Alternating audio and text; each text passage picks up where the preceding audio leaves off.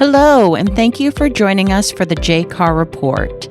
I'm your host, Bonnie White, and in this podcast, we'll be talking about all the things real estate. Hello, and thank you to all of our listeners who have joined us today. I'm very excited to introduce our special guest, Chris Johnson. Chris Johnson is the Director of Economic Development for Johnston County and coordinates with public, private, and government agencies on issues regarding economic development, community development, growth management legislation, and regional planning. During his 9-year tenure, Chris has directed over $5 billion of new and expanded industry investment and over 3,500 jobs in our area. To say the least, he is an asset to Johnston County, and we look forward to speaking with you today. All right. Well, welcome, Chris. Thank you so much for coming in today. We really appreciate you taking the time and joining us as the number one fastest growing county in North Carolina. I'm sure your schedule's awfully busy. So it is indeed a pleasure, and I certainly do appreciate the opportunity to partner with your organization and be able to continue telling the JoCo story. There you go. Wonderful. We appreciate that. So first, if you could just tell everybody a little bit about your role in Johnston County. Well, I've been in this position now for 10 years, and I've lived in Johnston County since 1990. I've a transplant, pretty much like probably 80% of the population in Johnston County. But when I moved here, I married a Johnstonian, a fifth-generation Johnstonian young lady, and met her at college. But familiar with the Triangle region. My mother's family's from Fuquay-Varina, so I understood the area. But moved here in 1990 when the population of Johnston County was right around 80,000 people, which is incredible. I've seen a lot of change over the last 32 years, or 33 years now. Yes, I can imagine. And so as far as your role that you play with the economic development, if you could just talk about that a little bit. Sure thing. It's kind of a journeyman's role. When I moved to Johnston County in 1990, I was actually with the state of North Carolina, and then kind of bounced around with a couple of careers. But during those transitional period, my wife and I also opened up with her family a homeware shop downtown. Best storefront in downtown Smithfield. It's my favorite. I appreciate it. Yeah, I tell everybody comes up and says, I enjoy driving by and looking in your windows. And I'm like, well, that doesn't cut on the lights. I need y'all to come in and buy something. So, no, but we've been very fortunate there. We've been there for 33 years. This is our, we opened up in 1991. And so going back to what the original question was, got sidetracked. In between careers and stuff, we were opening up Jules, or had Jules open, and I joined the Downtown Smithfield Development Corporation as a board member. And their executive director had just stepped away or left, put in his resignation about a couple of months before the Ham and Yam Festival. And I was in between careers, and the board asked me, could I step in as an interim basis to get us through the festival? And I said, sure thing, I'll be more than happy to. And just fell in love with the position. Main Street, us against them, small retailer versus the big box, kind of that greediness. So I thoroughly enjoyed doing what I was doing, and I felt like I had a little street cred with the other property owners and business owners because I owned property as well and owned the business. So I was kind of a little, I watched over the things that we did, the things that we spent money on. I kind of guarded it as if it was my own because it was. So I was kind of beyond this the typical bureaucrat of running an organization. During that time, my roles expanded. Had a great working relationship with the town of Smithfield. They needed some existing industry type things happening outside the downtown district. I was fortunate to be appointed to the advisory board for the Johnston County Economic Development Organization, which I now work with. So I kind of, from starting at the small Main Street, small business background, kind of expanded to the county. And then from there, when Rick Kester approached me about 10 years ago, would I be interested in this position? I immediately jumped at the opportunity. And so I could do Main Street in my sleep. I still love it. It's in my DNA. Anytime that I travel, I'm constantly taking photographs of historic buildings, what downtowns are doing. And, I send them back to Sarah with the DSDC, and I'm sure she gets tired of me doing that. So that's kind of always going to be in my DNA. And then plus everything that I do as it relates to industry and business and meeting clients that are considering Johnston County, I am pulling the resources and the things that I learned from a Main Street.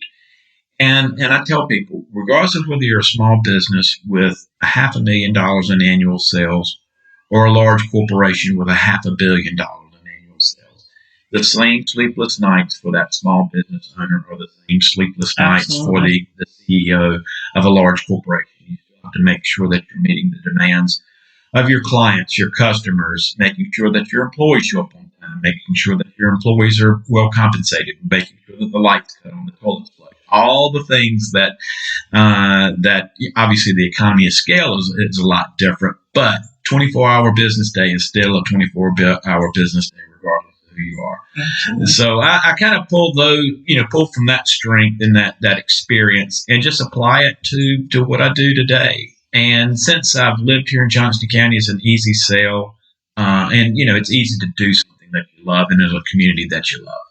Absolutely. So, as I said before, fastest growing county in North Carolina, but also the 9th fastest in the nation. What do you feel has spearheaded this growth? Well, there's a couple of things, and some are good, some are bad. Let's talk about the bad first, and then we'll talk about the good, because they kind of tie and dovetail. During the early 90s, the I-40 opened up, which is a good thing. I mean, we were one of the few communities within the Triangle region that had a direct interstate connectivity into downtown Raleigh, as well as RDU and the park. So that connectivity really kind of opened up the door for Johnston County. But during that same time, the tobacco buyout happened.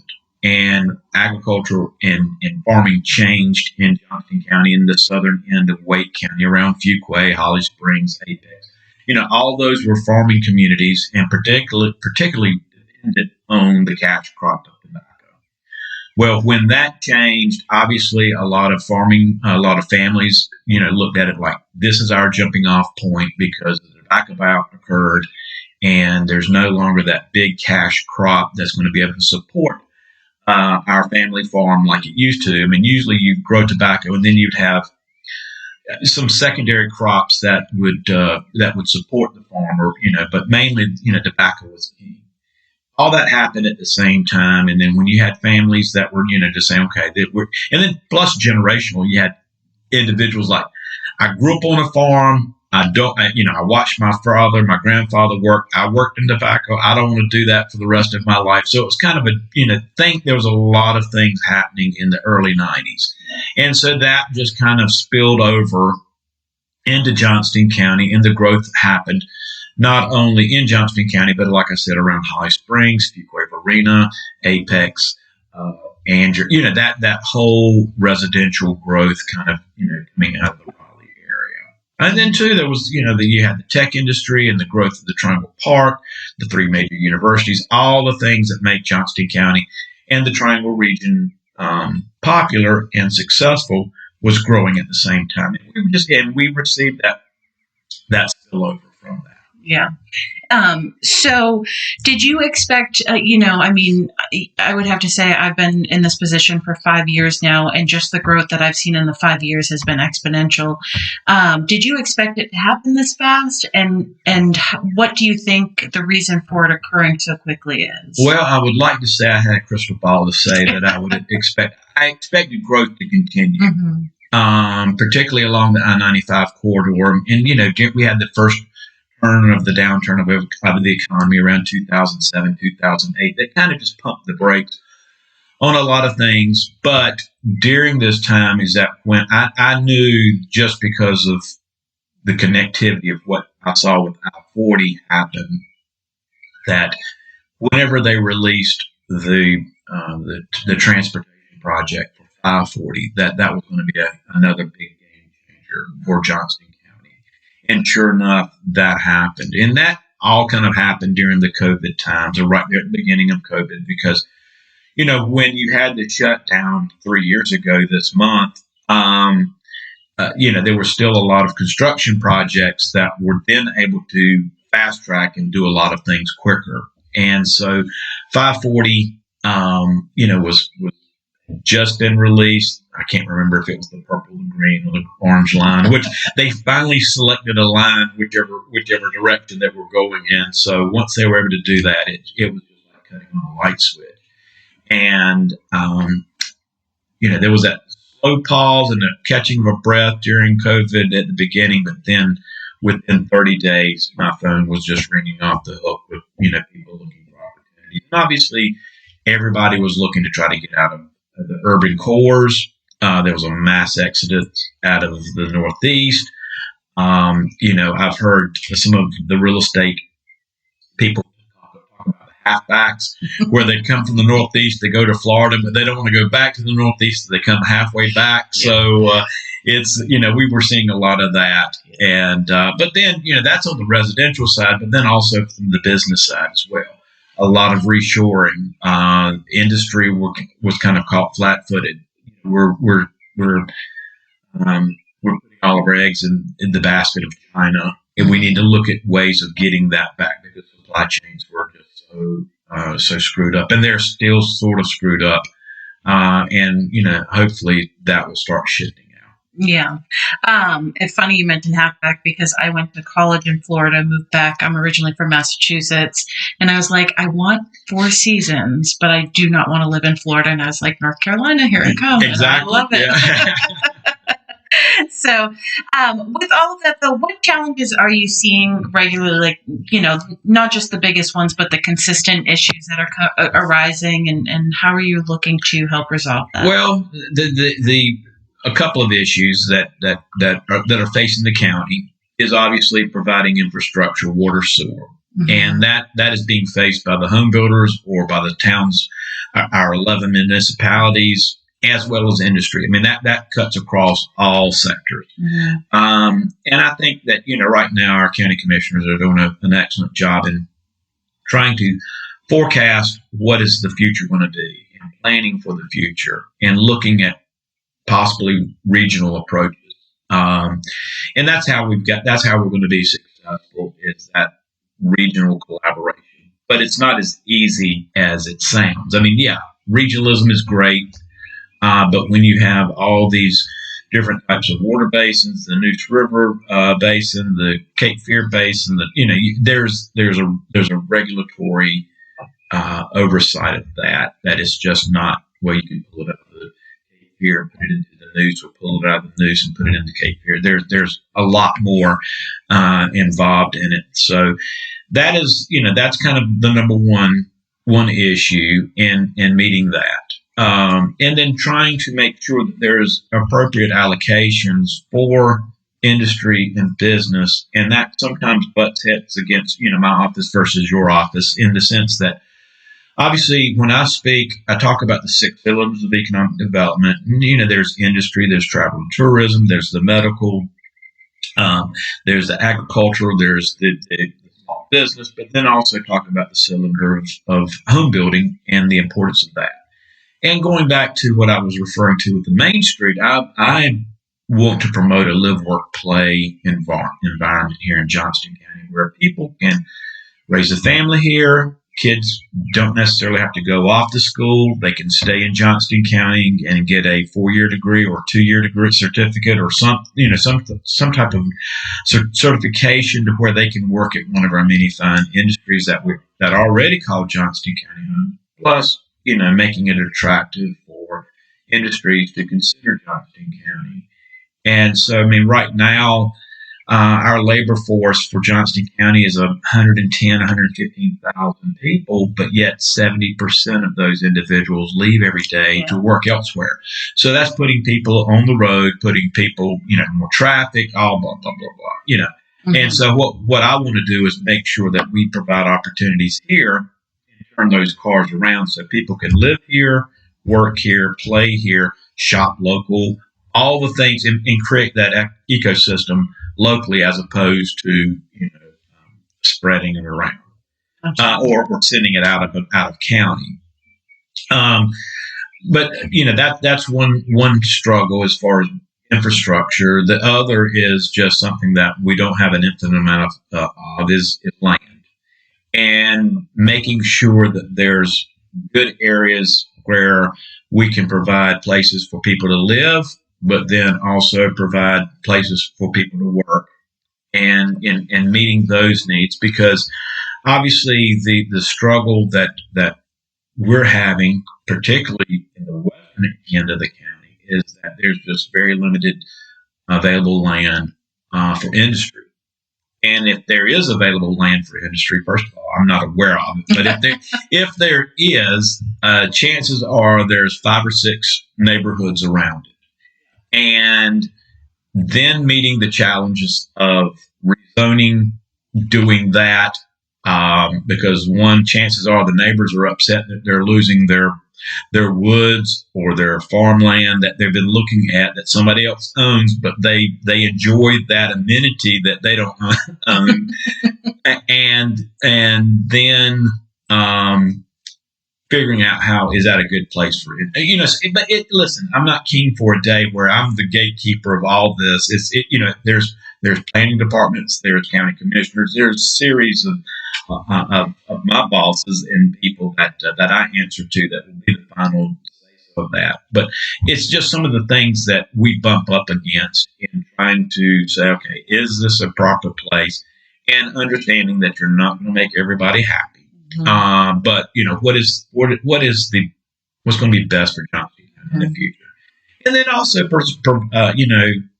protecting the rural nature that everybody loves. Absolutely. But I can tell you that there's more of you and I sitting around the table that have moved here because of the nice amenities that Johnston County has, but everybody else has too, and everybody else is knowing about it, and everybody else wants a piece of that. So it's tough to get inside the castle and close the gate behind you and say we don't need more growth. Now it's obviously, I think what we need to make sure that we do, and our county commissioners have done this.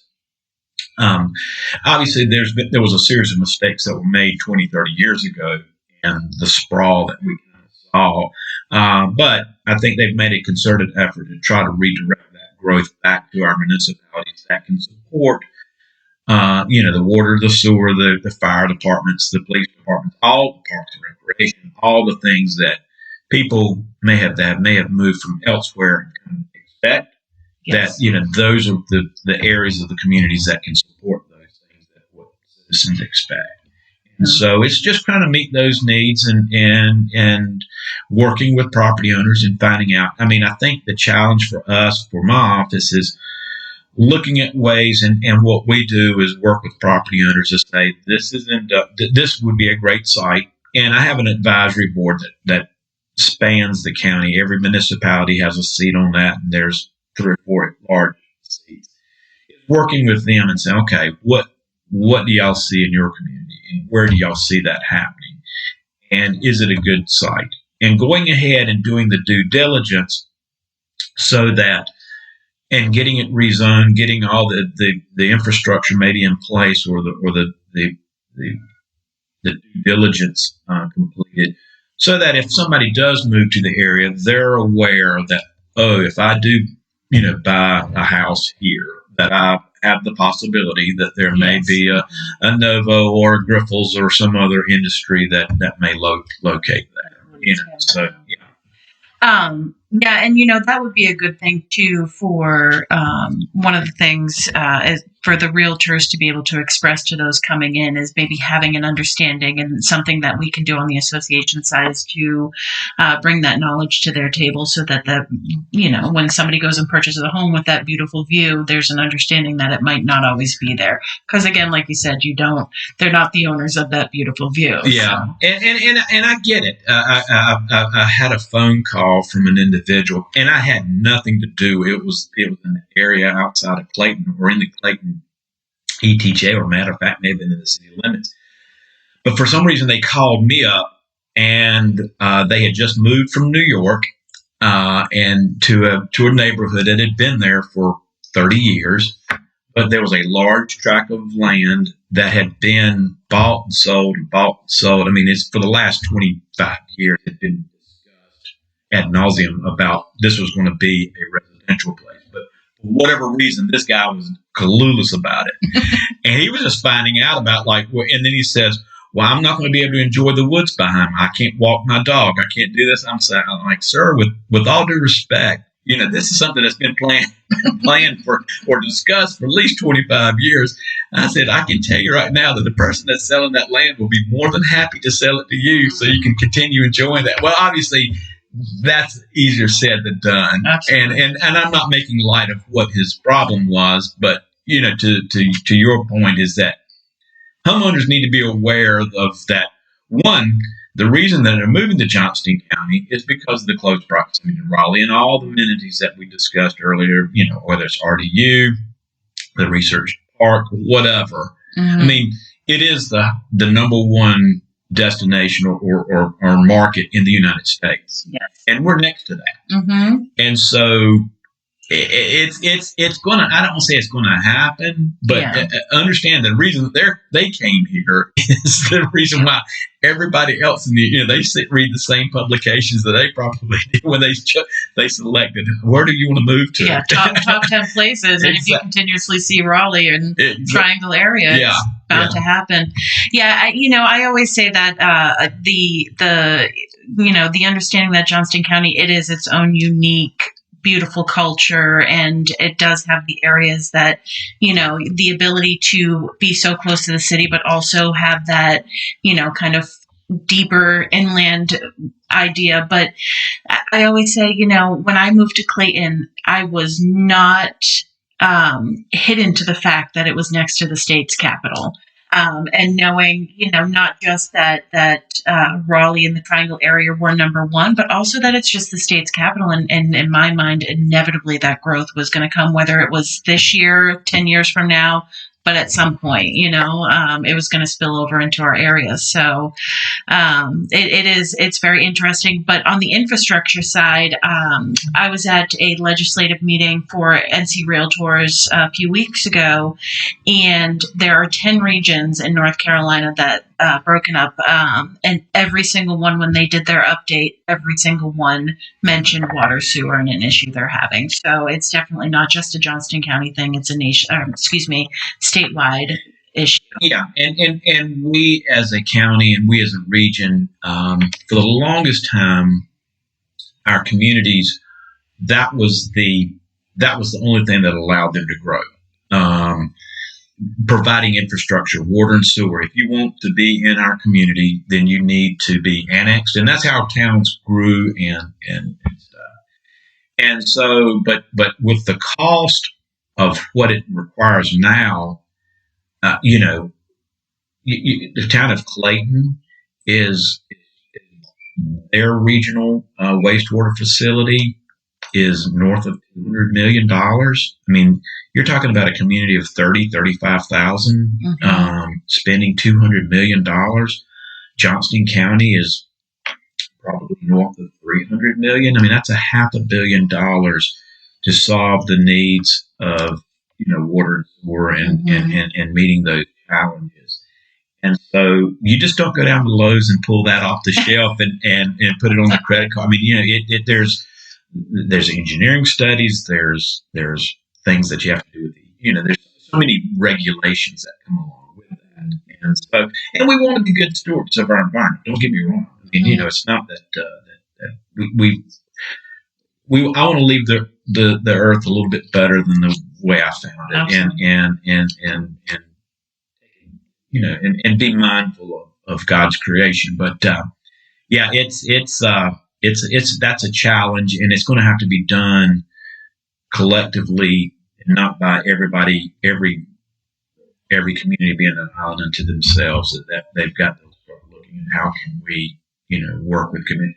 And the perfect example that I use, and there's 2 economic development projects that were announced this past year in Chatham County, VinFast, which is going to employ 500 5,000 employees. And they're going to have to live somewhere. And then VinFast, and then the Wolfspeed, which is another 5,000, and then just right up the road in Randolph County is going to be the Toyota chip manufacturer, which is another 5,000. So there's 15,000 employees just in those three projects. Well, two of those would not have happened had it not been for Lee County and the city of Sanford. And many years ago, they were very visionary.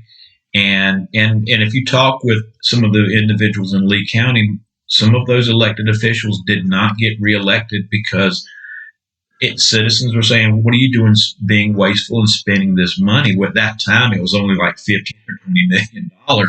But things were cheaper 15 years ago. But what they did, they had an infrastructure in place, and then they started being able to run lines into Chatham County because Chatham County wasn't prepared for that. Mm-hmm. So had it not been for City of Sanford and Lee County, Chatham County wouldn't have been able to do what they've done, which not only just affects Chatham, but the broader region. I mean, when you think of employing 15,000 people, they're not going to all come from Chatham County. And there's going to probably be a lot with the 540 Southern Loop being completed in 12 months that people in Johnston County will be able to live and work at VinFast or Wolfspeed.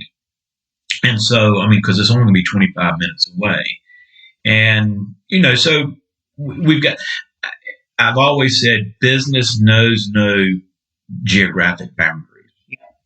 We in this position, in my position, and politicians or elected officials, I'm responsible for a geographic area, and I understand that. Business says, I'm going to put it here, and I don't care where the employees live. Mm-hmm. And so when you think of Grifols and Nova, their labor shed is 25 counties in North Carolina. A quarter of the state of North Carolina comes from elsewhere. So people are choosing to live in Tarboro or Williamston or, Wayne County. You name it. If they're within an hour's drive, they'd be more than happy to live in a deeper rural area of North Carolina and drive in and work at our fine facilities. So it's industry and business knows no boundaries. Yeah. And we've got to start thinking that way to solve problems from a governmental standpoint.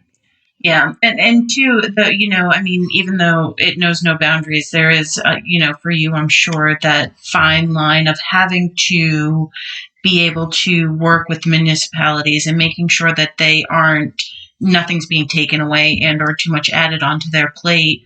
And it's not just Johnston County as a whole. You really have to focus on those individual places and parts. I agree. And that's something that I felt like I bring to the table since I kind of came from the main street, came from the town of Smithfield, is that I know the importance. It's not an us against them, county versus town, that we've got a partnership. And seldom have I come in and said, I'm from the county, I'm the economic developer, this is what you need to do. I'll give you my opinion of what you need, but at the end of the day, it's like, what's your vision?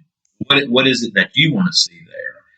And, and I'll voice my opinion about whether or not this is a good location for that or this, but at the end of the day, I'm not going to lose any sleep because it's their community, and if they don't want that there or they want something there, then that's how I'm going to work. Yeah. Wonderful. So if you were another county, though, looking into this area, what would you see that Johnston County is doing so well during this transition and this fast-paced growth? Our government, I think we've got a very pro-business government. So I think we get that right. I refer to us as green tape, not red tape. The ease of business, the speed of business. Time is money, regardless of which industry you're in. And that's not saying that we're just going to throw up the door and you can do whatever you want to. But we also understand that sometimes you try to provide a concierge service. And I think every department in Johnston County and every town does very well in that concierge service. Of like, we welcome industry, we welcome investment. Here's our rules and regulations, and we're going to help you get through those hurdles. And if we bump up against something that's a problem, we're going to continue through the process and then catch that back up when we can. And so it's amazing where you hear of other states, other cities that talks about 12 months and 24 months review processes and stuff like that. And I'm able to come in and say 30 days. It's That's huge. It is huge. And I just say, I can't believe that. I'm like, well, that's the truth. But here's a list of people that have done business in Johnston County. Ask your colleagues in that same field and find out for yourself. Yeah. But it's also, that's when I was going back about doing the due diligence and working with the property owner, is going ahead and answering all the questions, going ahead and getting the site rezoned, going ahead and getting the phase one, the geotechnical, the soil borings, the wetlands delineated, all the things, get those out of the way so that when somebody does come in and say, you know what, we have already taken the last 6-7 months and done it, here's everything right here. Mm-hmm. Here's what you can do. Yeah. And so I think it's that what we do in Johnston County is that, one, we don't own any property. We don't own any buildings in the sense of industrial. And that's not anything against my colleagues that have industrial parks or build spec buildings. Our role, in my opinion, is that government should be a partner instead of in competition. And so what we do is look at ways of being that partner. What can we do to reduce that exposure to make the business and industry that much more successful, that much quicker? And with the understanding that, they would continue to make investment. I mean, you look at Grifols and Novo and think of the billions of dollars that they've invested here in Johnston County. Yes. Since they have first stuck a flag in the ground. Mm-hmm. And that's kind of how I want to make sure. It's easy and it's very sexy to have the ribbon cuttings for new industries moving to the area. And that's great. And we want to continue to do that. But then there's also, let's don't turn our backs on our existing industries. And that's all Johnston County home for so long. Mm-hmm. Absolutely. And if, giving them the opportunity to expand if they want to, and that's great. So I know that you mentioned, unfortunately, you don't have a crystal ball. But if you did, what would you think you would see in the next decade? All of Johnston County's in play. Yeah. What used to be all around the western side of from Archer's Lodge down to 4042, that area. Mm-hmm. Now all of Johnston County is in play because of the transportation. When you think of the 3 transportation projects that are key to Johnston County, that will be finished for the most part in the next 12 to 14 months. You've got I-40, which is being widened from 4 to 8 lanes. Yes. All right. So you got better connectivity into downtown Raleigh. You got 540 opening, which is better connectivity to the park and to RDU, as well as the triad. Mm-hmm. And then when you think about US 70, that's being transitioned in from US 70 to I-42, we'll be one of the few communities in the state that will have 3 interstates that affect our county. Yeah. So what used to be kind of bottled up around the western edge of the county is now I-95 and beyond is in play. And so to your point about being close to Raleigh and all those things, is that when you say that you can be in the town of Selma or Smithfield and get on I-40 and be in downtown Raleigh in less than 25 minutes, it's Mm-hmm. incredible because a 70 mile an hour zero stoplight. We talk about, a great example is Dean Penny's the Copper District project that's outside of Clayton on Highway 42. This Interstate 42 and Highway 42, which I cannot, don't get me started on that. But anyway, Dean Penny's Copper District is that, I'm excited about that because that's going to be our true live work play. They're going to build some office, medical, entertainment, kind of a true analogy would be kind of like a North Hills district. Very similar to that.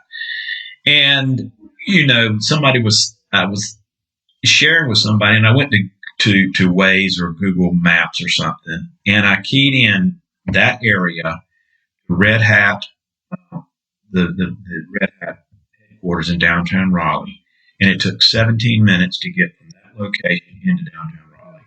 And then I said, okay, well, so I went to North Hills, and I keyed in that to Red Hat, and it took 16 minutes.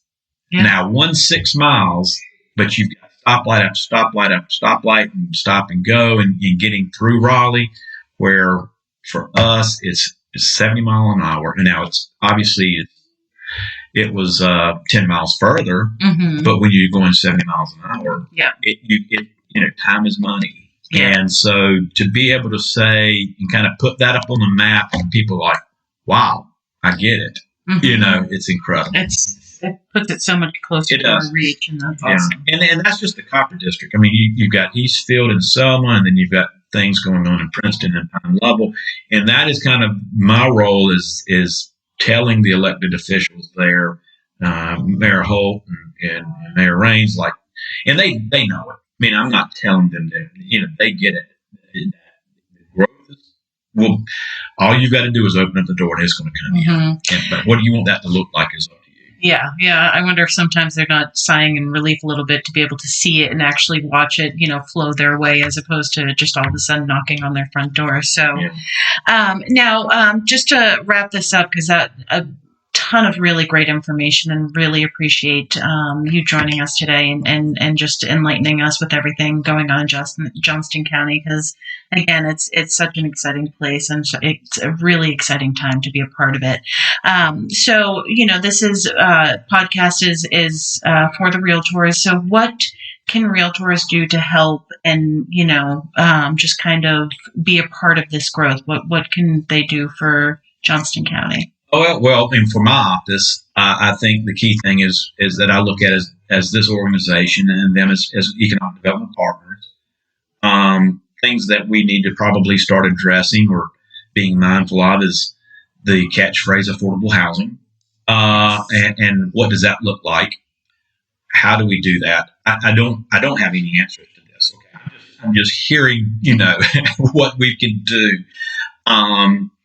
That, in my opinion, and again, this is just Chris Johnson, I don't necessarily speak for the entire county, but I mean, I've got my opinion, is that, sometimes tighter, denser development is better, walkability, because when you think about some things that I hear from RFIs is that we get dinged a lot on is, for the most part, is public transportation. Yeah. We do not have public transportation. We've got JCATs, but for the most part, we do not have a bus system or what would be traditional public transportation. So getting people around kind of, sets us back. We need to start thinking about what does that look like in the future. And then also affordable housing. And not only just for everybody, for employees, but you think of school teachers, firemen, police officers, Absolutely. all the employees that provide service for the community. They have to live somewhere, and that's going to be key going forward. Absolutely. And it's great that you mentioned that, because that is one thing that we are hyper focused on right now, because you have to imagine, we call it workforce housing, where those who educate our children, protect our community, and keep us healthy, we have to make sure that they can afford to live where they're working. Otherwise, they'll just go somewhere else, and we won't have the best police force or hospital staff or teachers to educate our children.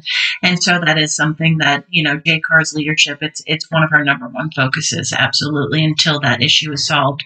Because right now, the median income does not match the median home price, and that's just it's not sustainable. Right. And unfortunately, a 2x4 in Raleigh costs the same as a 2x4 in Smithfield. So when you think of the only thing that may be the different variable is the land cost. Yes. But goodness gracious, land costs are going up. Yeah. Here. So it is something that we need to be mindful of. Again, I wish I had within that crystal ball the answers to those things, but I just know that it's something that I think it caught everybody flat, and not just Johnston County. I think it caught when COVID hit. There was, just a mass rush of